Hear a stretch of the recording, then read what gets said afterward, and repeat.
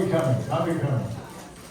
All right, well, we spent the first hour just on talking about the most important ingredient, and we saw that there are, in fact, a lot of things that are really important to building a strong marriage, but all of them ultimately come out of the taproot of two people who genuinely love and want to please God, because if that's true, then we know He wants these other things, and we'll want to learn how to do those other things. So we want to talk about resolving conflict, and I subtitled this what almost nobody does well, because this is a difficult thing. It's difficult in the workplace. I mean, if you're in a workplace and there's something going wrong, you know the kind of how you walk on eggshells and really don't want to deal with that. It certainly is true with our family of origin, with parents and siblings. There's probably things that are stressors and strainers, and there's reluctance to want to talk about it for fear that you'll make things worse. And certainly it's an issue in marriage. And let's just see.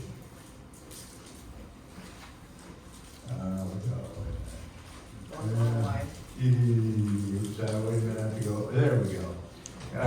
When you talk about conflicts in marriage, three things are obvious, and you know this. They're inevitable. I mean, two different people, and you have different family backgrounds. You are different in gender, male and female, different personality. Usually opposites attract, and so we say the opposites attract, and then they attack, because the things that drew us to each other often we find very difficult to live with day in and day out. So they're inevitable. Just about every couple has these. They're not inherently bad. They can kind of point out where it is that we're out of line and need to make some steps forward, some corrections. They're really opportunities for courage. Courage meaning it takes courage to confront and to begin a conversation that would lead to a better place. That takes courage, and it takes humility to respond. So it cultivates both courage and humility. But they are potentially dangerous, because if you do not deal with conflict, it doesn't dissipate or go away. It just increases. It's like blowing into a balloon and squeezing the neck of the balloon. The balloon doesn't get smaller. It gets bigger and bigger and bigger until finally, of course, it pops. And Bev and I have lots of conflicts. These are some of our funnier ones. Bev tends to be the more aggressive. She's the more leader-like in ours, and so she tends to be more highly directive. And she usually starts the day by asking me what I want to do, which isn't really what I want to do, it's what she wants to do. You want to make the bed? You recognize that as I want to make the bed, I want you to help me. She's very chatty and outward. I'm very inward and process inwardly, and that causes a lot of conflict and so forth. She loves when we drive down at the bottom. She loves to show me where the closest parking place is to the entrance to the store. I just want to park where I want to park, kind of thing. So we have a conflict. Here's the deal. Why do we try? And the fact is, unresolved conflict. In other words, if there are areas that are really wearing, that are aggravating, irritating, hurtful, they are very hazardous. We talk about the divorce snake. This is a snake that swallowed a deer. But if you can imagine a big snake with two humps in it. And there are two humps in the divorce snake. One is right at the head. It's the first 7 years of marriage. That's when a lot of marriages end. And there they end because of unrealistic expectations. And you come in with this sense of this person's going to have their whole life revolve around me, and it doesn't happen, and therefore I get mad and I leave. The other hump in the snake is between 25 and 35 years of marriage. It's usually about the time the last kid leaves home. And that, people divorce at that stage largely because of unresolved conflict. There are things that have been wearing like a blister, and it just wears to the bone, and finally what happens, we may try to get there, but then we get to where we can't talk about it because it's always kind of explosive, and it wears and wears, and finally one person gets to the point where they say, look, I don't care what our friends think, I don't care What our kids think, I don't care what God thinks, I'm done, I'm out. And both Beth's parents and my parents divorced in this second zone. It's kind of at the end of the child raising years. It was just stuff that was unhealthy, and it was destructive, and it was harmful, and it never got dealt with, and finally the marriage collapsed. So it's important to really understand how to resolve conflict, because if you don't, you run the risk of getting caught in that second bubble where things just get unresolved and they get unbearable after a while. I want to point out just some things, just biblically again, if you understand that the Bible is God speaking to us, helping us understand how life works, so that we connect with Him and get His best and do life in a way that we really get to see things work well. One of the things you see as you read His Word is He's constantly telling us to make peace. Not make peace in a weak way, but do what's necessary to resolve conflicts and get to a place where we're not bruising and hurting each other. Here's one, Jesus is talking about people worshiping in church, but they've got conflict at home or in business. And He says, don't do it. Don't come here and worship. Go and be a peacemaker first. It's more important to make peace than it is to sing praises and go through the motions of worship.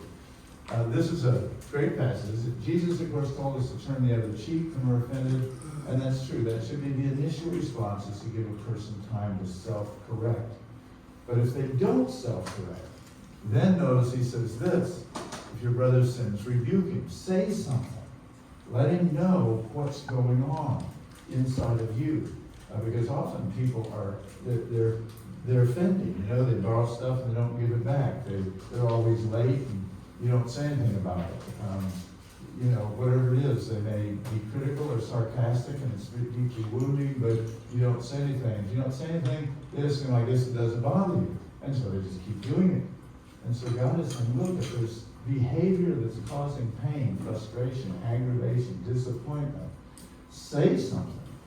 So that the person knows the effect of what they're doing, and they can make a change. And you see that.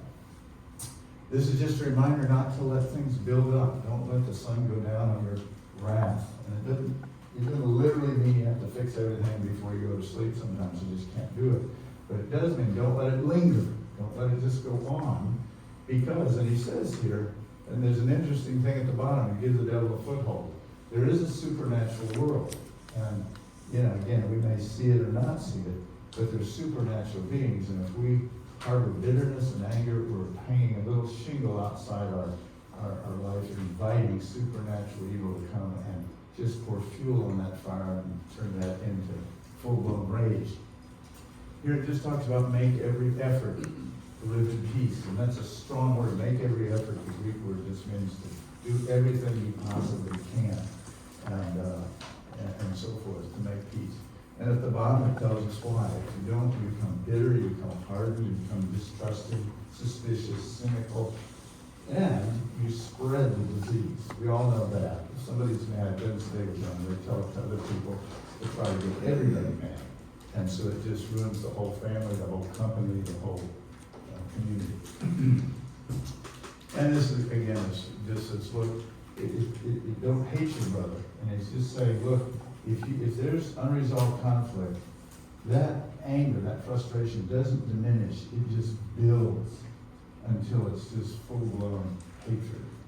And most of us have experienced that. It doesn't dissipate. It gets worse. So, and of course, Jesus said this. He said, blessed are the peacemakers. At the core of it, God is a peacemaker. That's why He sent His Son. Pay for sin, show His love so that we love Him back and we come back and do life with Him. And so that's the essence of being like Him. The simple message is when there's conflict, deal with it. Deal with it. Have the courage. If you're the one that's being hurt and wounded, have the courage to say something. If you're the one who's doing the hurt and the wounding, have the humility to listen and hear and make the changes that are needed so we can make peace. Now, let me just ask you a question. For most of us, confronting things that make us frustrated, disappointed, angry, for most of us, it's hard. and we avoid it. Usually if somebody aggravates us, what do we do? What do we do normally if there's some irritating, aggravating person? Leave. What do? Leave. That's it. We leave. We just avoid them, right? We just avoid contact, break off contact. Marriage is the first time in your life you can't do that, right? Every other time you can just leave. Just move someplace else, stop the friendship, don't visit them, go to another company, move, change churches, whatever it is, just leave. And that's our standard way of dealing with conflict. And of course, it doesn't fix it. We just spend our life leaving. Okay, why? Why is this so hard? Just for you. Think about you. If somebody aggravates you at work, or in your marriage, or with your parents, or with a friendship, if something's not right, there's this reluctance to say something. Why is that? What's true? Fear of rejection. Fear of rejection. Yeah, if I say something, the person's going to get mad at me and turn it around and make it look like it's my fault. And they'll be mad. They'll make it worse. What else? What else? Just think about your own life. There's no right answer here. Why do we not do this? It's awkward. It's awkward? Okay, yeah, it's awkward, right? Okay, why? What is it? You're right. That's a great word for it. Well, I guess it's uncomfortable, right? Right. It doesn't, yeah, it's not really fun to just go around saying, hey, I didn't like you when you did this. Yeah, okay. Yeah.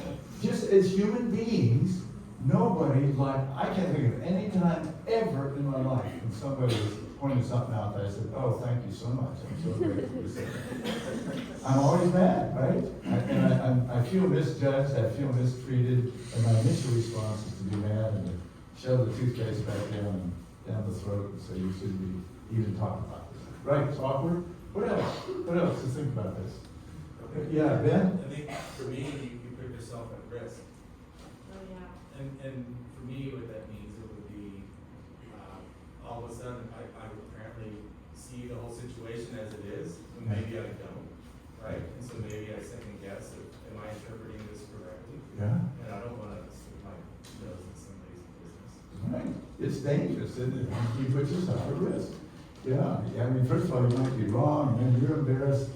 But even if you are right, there's a good chance the person is not going to see it and they'll twist it around.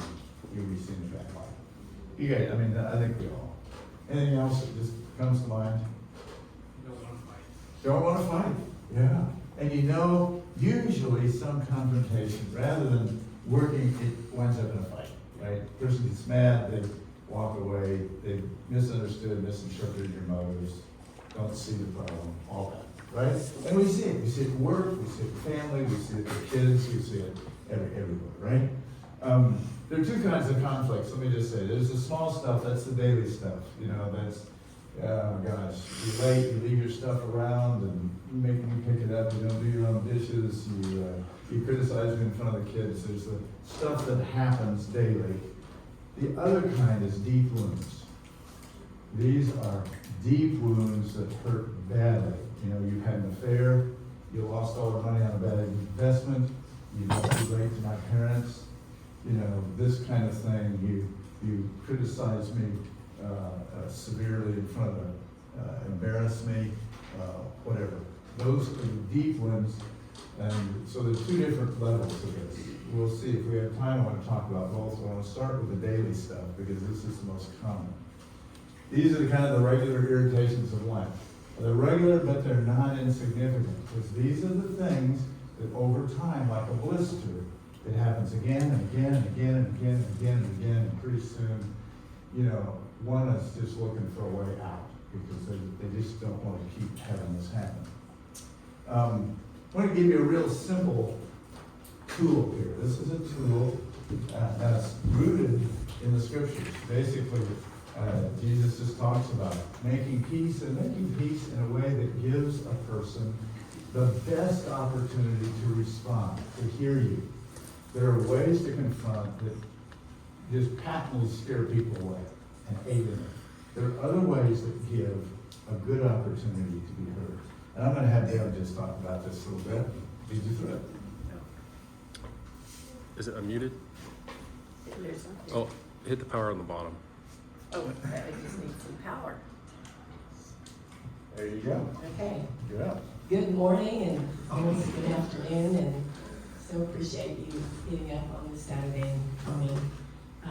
This has been such a helpful tool to get us to a place of especially understanding. I mean, it just never ceases to amaze me as we actually practice an iMessage and I hear what Rock is saying, I just go, that just boggles my mind, because when he explains what I've done to him, often that was not my intent at all in what I did. Like, you know, when I say, well, you want to get up, you want to make the bed now? I'm just wanting, it's so much easier to make a bed together, isn't it? Two people.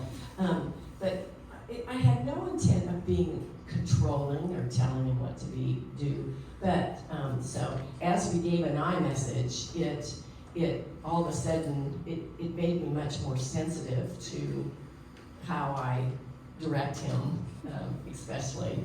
So just starting with the W. I mean, this is the key, really. It's the condition of our heart, the attitude of our heart. So sometimes, especially if it's a one of the more serious areas, we may need to talk to someone even before we go and talk about the conflict. So it's having a heart of, I don't know if it's just me or you, but I'm feeling this way. So there's some humility there that you want to come to talk. But this is the part I love, and this is what's been really revolutionary for us. The iMessage is where it's where you first talk about the hurtful behavior. When you did this, when you didn't call and you were an hour late, when you did this. The secret to this is you turn it around, and instead of just blasting, you never call. Often there's these never words, you turn it around when you didn't call for an hour, or tell us you were coming home for dinner. You turn it and you explain how it makes you feel, and this is where I think it really kind of diffuses the arrow going into his heart. You're trying to explain what this hurtful behavior is doing to you and how it's making you feel. And then the third part is, I'm just expecting you, or what I need you to do is this. So it's kind of three parts. It's first, it's being really clear about the hurtful behavior, but then you're really turning it back to what that behavior is doing, how it's causing, what it's making you feel like, and then you're explaining what I need you to do, what would be helpful rather than the hurtful behavior. And these are just, you all probably know this, but if you're like me, you leak and I forget. But we want to be, you want to create as positive an atmosphere to be able to bring peace as possible. So the time of day, generally it's not, you don't want to bring it up when you know they're exhausted. I remember in the younger days there was probably a week of the month that was probably not the best time to bring up, especially something really hard. So be sensitive to where they are, and privacy.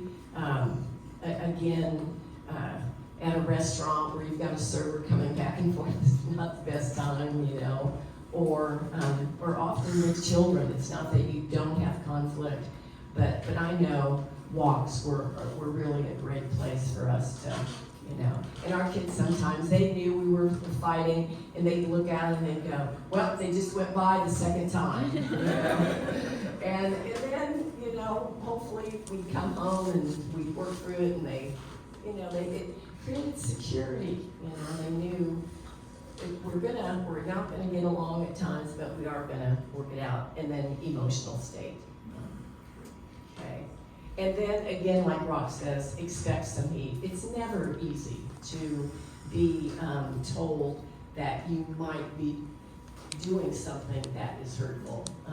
And so just expect some heat, and you want to stick with the iMessage.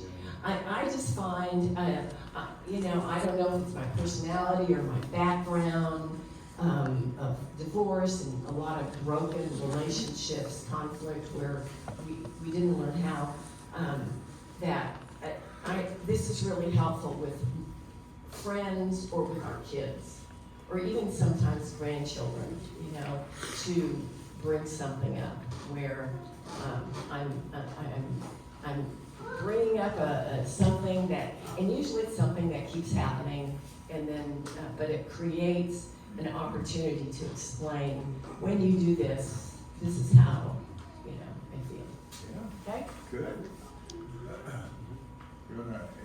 Okay, and these are just some how to respond as a listener. I think this is the hardest as a husband and wife, is you really want to listen to understand. Because I know early on when Rock would give me how it was making him feel, I would think, that is so ridiculous, you know? I mean, I'm trying to help you.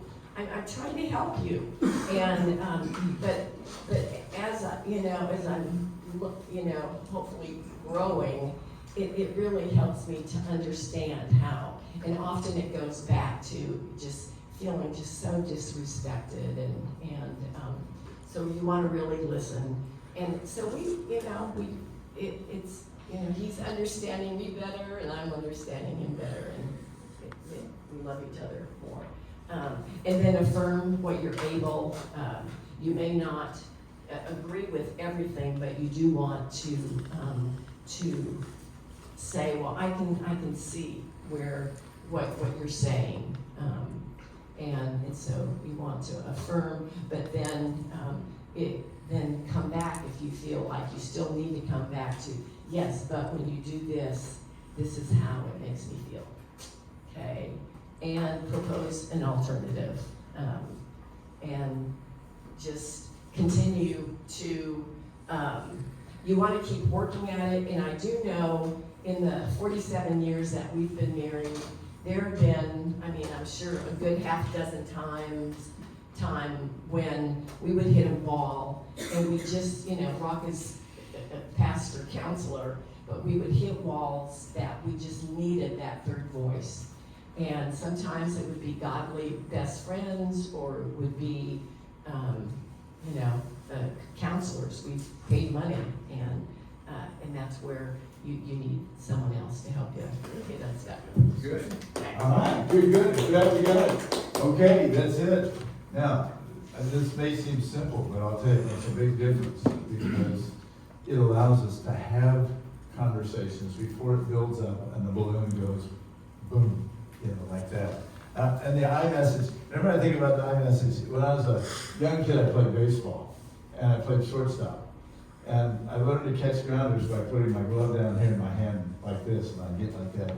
And sure enough, a lot of times the ball would hop up and hit me in the face like that. And so honestly, I got afraid of it, and I turned my head like this. And finally, I was playing softball as an adult, and I played with a guy who played semi-pro ball with the Dodgers, and he says, you don't catch a grounder like this. You catch it like this. And that way, if the ball hops up, it hits your hand, not your face. It was a simple thing. Hand from here to here made a big difference. iMessages are like that. The move from, you are so, you're so irresponsible, you're so selfish, you're so proud, and that's why you do you. So wait a minute, when this happens, this is how it makes me feel. From here to here. And we're not accusing, we're just explaining what happens inside when you do this. And if a guy or gal has any soul at all, they're not trying to hurt you. They want to make things better. Gives them a chance to do that. Okay, now, we want to give you some practice. This is, we want to give you a chance to get on the bike and ride. The big idea, of course, is you want to deal with it. This is a tool to give you, and it gives you something that is as gentle as you can be, and gives the person the best chance to respond. So we're going to demonstrate. We'll demonstrate how this works in real life. And Bev, I'm going to put you right here, and I'll get right here, and we'll give you one of the early conflicts that we had. And you'll see me, I'm going to respond like most men do, with kind of defensiveness. And Bev is going to work on, she's going to work on continuing the I message and doing an alternative, trying to get us toward a solution. You see that melts my heart. What's crazy is this really was one of our very first conflicts. He took me to meet one of his mentors who, it was actually the man who shared the gospel the night he received Christ. And I think he thought I was going to be nervous because this guy was like the president of this Christian organization, and he was a general in the reserve, you know. I think he thought I was going to feel really insecure or quiet and not want to talk. So he was really trying to be loving to me, but it didn't end that way. Okay, here we are. Okay, so there's something I'd like to talk to you about, and again, I don't know if this is just me being overly sensitive or if this is, you know, you. Yeah, okay, I'm in trouble.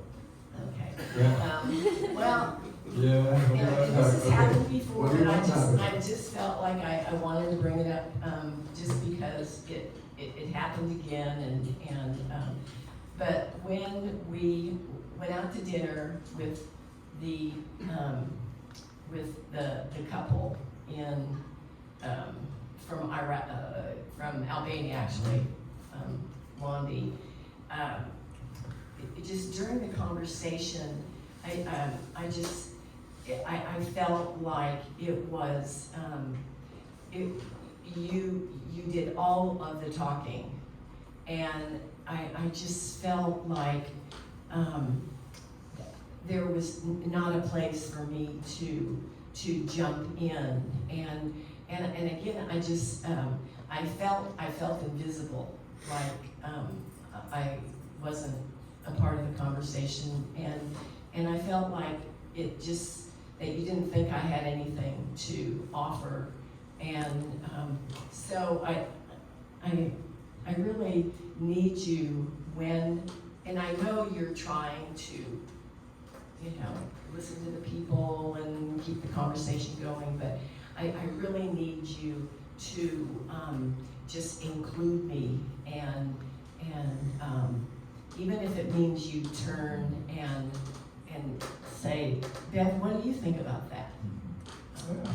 Well, yeah, but you know, I mean, when we're in those situations, I'm really focused on them. I'm just trying to figure out what to say to make them comfortable, and you know, I mean, you're an adult. You can, you know, step in when you think it's time. You don't need me to invite you in. And I'm just really focused on them, just trying to figure out what to say to bring them out. I'm not very good at this, you know. I'm just preoccupied with them, and I don't understand why you get upset about this. Well, and I do. I appreciate the fact that you care about these people and you're trying to draw them out. I'm just saying that when this happens and it feels like this conversation is just you between this couple, I just feel like I don't even need to be here, and that you don't care about what I have, and I just feel unimportant and unloved, and I just need you. I mean, even if you would, even if, or maybe I could even kind of, sort of just poke you in the leg, or. Okay, all right. Well, okay, but mean, again, I just think this is kind of This has silly. happened so many because- times. It's so silly, it just seems like you can just talk for yourself, and, I mean, and I just don't know how to remember to talk to you, you know, I mean, I'm usually focused on them and really, you know, just trying to put them at ease. So, you know, just hoping that I'll think about that, I just don't know if that's gonna work. Well, I know you want me to be there, Yeah. and so I just need you to just include me by letting me, jump in and, I mean, I think what would be helpful probably is if you sense that's happening, because I probably won't sense it, not because I don't love you, not because I don't care about you, because I'm just preoccupied, so probably would help if you could kind of give me a signal or something, you know, just, okay, because so okay. what would work on that? What do you think would work? Probably something under the table. Table, Okay. so they don't know. Okay, Um, I get it, I know that you feel left out, so here, how about this, if you sense that happening, just kind of tap me on the knee or something, Okay. that'll count, like, is that okay? I would Okay. love that. Okay. I like being helpful and being a part. Okay, good, all right. All right, there you go. Okay. Now, that actually is one of our recurring difficulties, and it took more than one conversation, but you get the idea. She was saying, look, when this happens, this is how it makes me feel, this is what I need you to do. And defensiveness and so forth, but then there's kind of this working towards, okay, what would be a workable thing? You know, she was saying, I need you to think about me and realize I'm there. Well, I just know, I get preoccupied, I'm not trying to ignore, but so we work towards, hey, I'll give you a little signal. And that's workable, that's understandable. Okay, here's what I want to do. We'll let you practice as couples, okay? So, I'm gonna give you 5 minutes. And this time, women, you get to go first, okay? And I want you to pick one of these scenarios up here that might be aggravating to you. And I just want you to practice an I message, all right? Just an I message. Imagine this is happening, and I want you to use an I message. When you do this, describe how it would make you feel, and tell him what you need him to do, okay? Women, you go first, and then just give it a go. And then men will swap over, you pick one of these, and you do an iMessage, all right? iMessages, give it a shot. Women, you go first. Pick any one of these, or you can pick something that's your hang up yourself. Just an iMessage.